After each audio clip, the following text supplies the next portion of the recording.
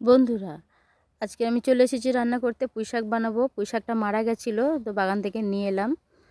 এখন একটা আওয়াজ আমি তোমাদের শোনাচ্ছি, দেখো, যেন মনে হচ্ছে ঝড় উঠেছে। খুব জোর আওয়াজ হচ্ছে, ঝড়ের মতন এরকমভাবে আওয়াজ হচ্ছে। আর একটা আমি তোমাদের আওয়াজ শোনাচ্ছি, দেখো, কড়ার মধ্যে এমনভাবে আমি খুন্তিটা দিচ্ছি যেন মনে হচ্ছে রেল লাইনে আমি পাথর ঢালছি। তো যাই হোক, আজকে দুপুরের আমার খাবার এগুলো: ভেন্ডির ঝাল, এদিকে চচ্চড়ি, ওদিকে মাছের ঝোল, ঝাল ছিল ওটা। আর এদিকে আমার শাক ভাজা আছে। এই তো শাক ভাজা, দেখো, শাক ভাজা, বরবটি আলু ভাজা, পাঁপড় ভাজা, দুটো মুরগির ডিম সেদ্ধ দিয়েছি, ভাত হয়েছে এটা।